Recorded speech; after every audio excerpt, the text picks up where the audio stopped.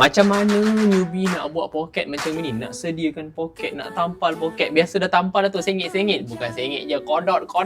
Cara dia bagaimana ni? Barang rahsia pertama adalah board, iaitu elephant board ataupun manila cut nak buat bentuk poket.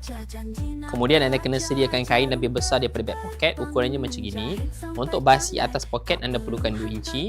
Basi keliling poket dalam setengah inci. Basi bawah poket pun sama dalam setengah inci lah.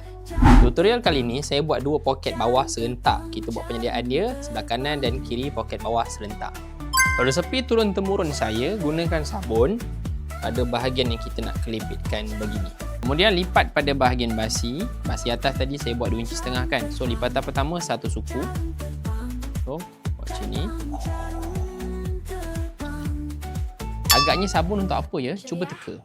Okey, sambil-sambil kita iron ni, kita perlukan satu kayu supaya kayu ni dapat bantu untuk serap haba, supaya sabun tu dia cepat sejuk, kemudian dia lebih melekat. Alamak, dah terbocor pula fungsi sabun tu. Okeylah. Anggap je lah anda dah tahu ya. Okey, so sekarang kita iron sampai siap. Sekali lagi kita perlukan sabun. Gesek pada bahagian yang kita nak lipat ini. Tak payah banyak sangat. Ada orang tu saya tengok dia gesek-geseknya macam gitu.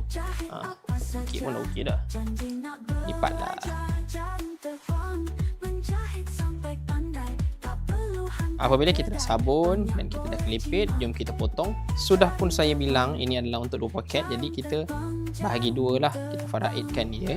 Dah siap potong 2, saya buat sebelah dulu. Letakkan beg poket macam ni. Kemudian sabunkan keliling.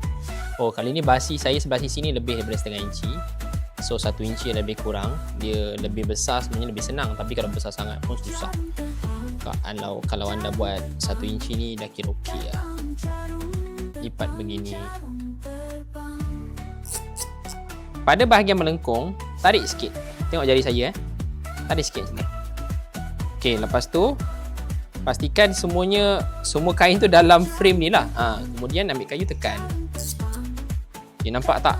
Dia dah mula sharp kat situ Kita ulang sebelah. Dia dah melekat dah tu. Dah melekat dengan board. So dia membantu untuk pergerakan yang lebih ekstrim lah. Kalau tak tadi kita nak gerak pun tak boleh. So dia dah melekat kat board dah senang. Okay, sekali lagi saya ulang pada anda. Boleh save video ni sekejap. Dan saya nak tanya anda, bila anda follow Jarum Terbang Macam teringin nak tahu. Orang yang tengok ni mungkin baru kenal hari ni. Komen sikit. Nampak ni. Apabila kita dah sabun, melekat dah. So sekarang kita akan tutup pada bahagian bawah. Bahagian bawah ni lah ramai yang gagal sebab bahagian bawah ni susah. Lagi-lagi kalau kain lembut macam ini. Tengok saya buat First saya iron pada bahagian tengah dulu. Okey, lepas tu saya tekankan dengan kayu. Okey, sekarang kita akan iron pada bahagian melengkung. Okey, saya alihkan badan saya supaya view lebih elok. Sanggup saya korbankan kedudukan saya demi memandaikan masyarakat. Okey. So sekarang ni make sure flat Yang ni ramai gagal ni. Make sure rata. Macam itulah. Dah iron dah, jangan goyang. Jangan zit dah ya. Biar je 5-6 saat. Okey, press sikit tenaga dia. Tekan kayu. Siap. Okey. Alamak ni dia kembung sikit lah. Masukkan dia. Kita tak nak dia kembung-kembung. Okey. Sekarang yang sebelah pula. Ulang benda yang sama.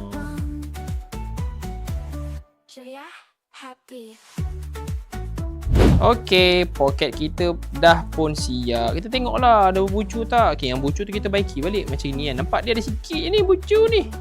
Pun boleh baiki. Baiki balik, tarik balik sikit. Sikit je tu. Ni dosa tak besar pun.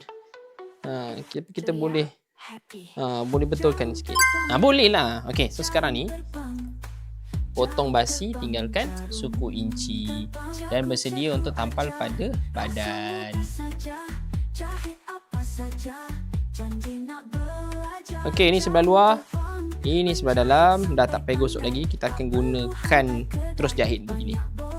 Ada lagi video saya nak tunjuk cara tampal poket tu pada badan. Anda nak tengok ke? Kalau nak tengok, tolong save video ni. Saya akan cuba untuk buat next time. Dan kalau anda ada soalan tentang jahitan, anda boleh komen dekat tepi ni. Mana tahu kebetulan saya nak buat video, saya boleh hujah apa soalan anda.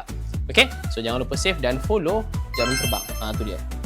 Sebab sebab saya target 90 video sempena bulan Rejab ini. Assalamualaikum.